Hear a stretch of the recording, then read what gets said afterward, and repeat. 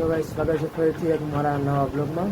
આપણે આવી ગયા દુકાને, બધું કામકાજ થઈ ગયું છે, સાફ સફાઈ હાલે છે થોડી ઘણી. અને બહુ આજે અડધી થઈ ગઈ આપણે આવીકલું એટલામાં ગાઈસ વાગી ગયા છે 11:30. તો ઘરે જવાનું છે, તો ઘરે જાય છે તો આપણે વાત કરી કે શું શું કામ કર્યું આપણે, અડધી કેમ થઈ ગઈ આપણી કહાની તમને સુનાવું. તો ગાઈસ આપણે નીકળી ગયા છીએ ઘરે, અને લસણ છે વાવવાનો એટલો જો આટલું તો નથી વાવવાનું, તો થોડું ઘણું વાવવાનું છે.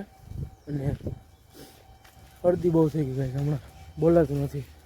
તો આપણે નીકળી ગયા મોટા પણ કરે, કારણ કે બેનની છોકરી આવી ને એટલા માટે ગાઈસ હળદી વાળો થઈ ગયા. આપણે તમે જોયું આગળ જોશો વિડીયોમાં, આપણે ગયા તો હલર કવા ફઈ ના કરે અને મામાને કરે, કારણ કે હું આવીને ગયા જાત્રા અચાનક જવાનું થઈ ગઈ જાત્રા એટલા માટે.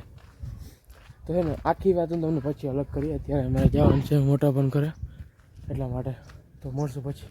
આપણે ઘરેથી નીકળી ગયા, તમે ક્યાં બાપાને ગયા છે વાડીએ ચક્કર મારવા, બાકી જઈ લે ગલુડિયા રખડે. તો આપણે આવી ગયા છે દુકાને, બરાબર પગી ગયા, દુકાન ખોલી નાખી છે. બાપાને તમને જેમ કીધું આગળ ગયા છે વાડીએ, કામ છે એટલે. તો આવતા હવે તો થોડીક વારમાં આવીએ પછી રહી જશે કરારે એટલા માટે. તો ફટાફટ શટર ખોલી નાખી. તો છે ને અડધી ઉતરો એવા બધા થઈ ગયા કે આજે ને સાંજે લગભગ બામનો વરાળ લઈ જાઓ, કારણ કે શું કરે હે અવાજ મારો હા ઘોઘરો થઈ ગયો છે મને. હું તમને કોઈ આગળ કહીશ કે કેમ બધું શું છે બહુ. તો વાત એમ કરતો હતો કે અડધી ઉતરો હું ને ગયો તો શું કહેવાય લરકાવા ફઈનો ને મામાનો બધું એટલે ફુવા ગયા છે યાત્રા, તો લરકાવા ગયો તો ને મને જો કોઈ ભાઈ એટલે મને જોવું પણ ગાઈસ અડધી એટલે એવી થઈ ગઈ.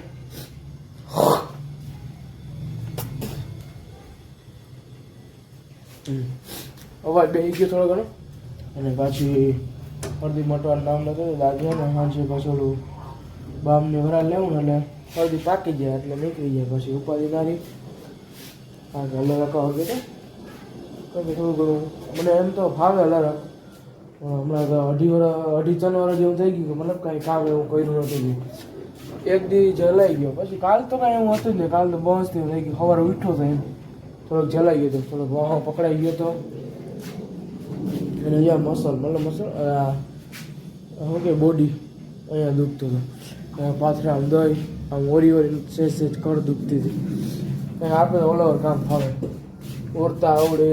પછી ભોર વાયરા હતા કાલે સવારે, બપોર પછી હલો રાખ્યું. આજે ભોર વારવાનો વિચાર હતો જવાનો, પણ સવારે ને આજે હું 8:30 માનું ના 8:30 માનું ઉઠ્યો, 8:30 વાગ્યા પછી, કારણ કે નીંદર નથી થઈ વળેલી, મોડું થઈ ગયું બધું માંડીને લઈ આવ્યા ઘરે હતા. તો ગાઈસ નવો બ્લોગ આપણો આવી ગયો છે, ફટાફટ જોઈ લેજો ને બન્યા રહેશે.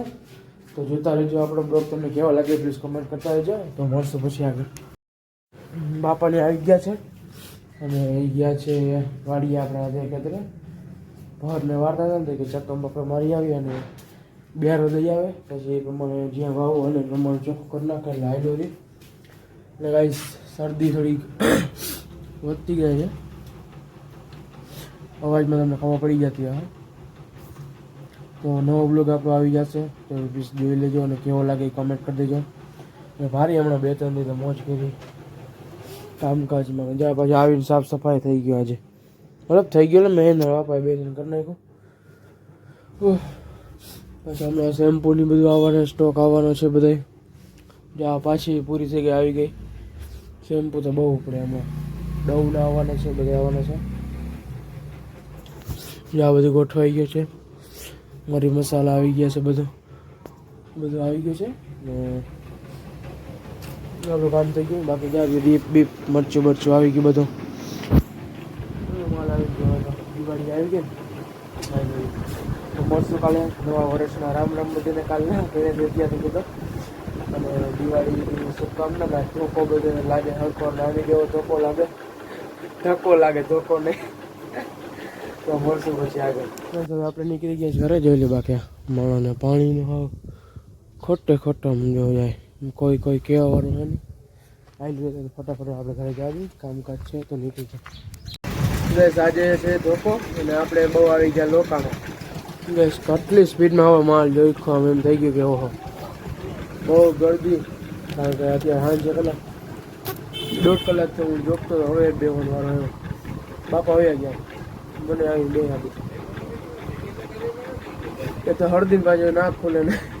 તો બસ વાગી ગયા 7:30 8:30.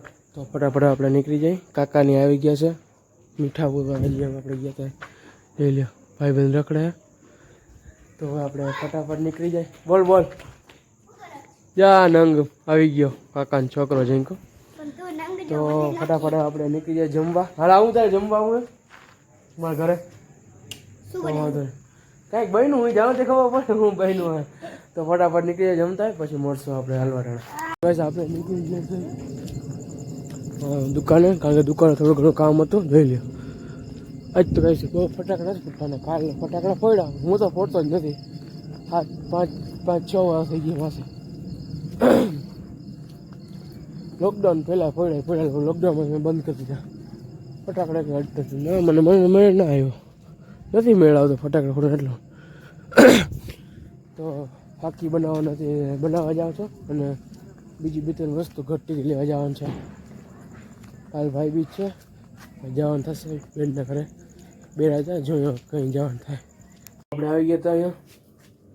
ફાકી લેવાનું હતું ને બીજી 2-3 વસ્તુ લેવાનું. ફટાફટ બાંધી લઈ મળશું તો પછી કાલે. બધાને નવા વર્ષના રામ રામ. બધાને જય શ્રી કૃષ્ણ. રાધે રાધે. Bye bye. તો મળશું કાલે.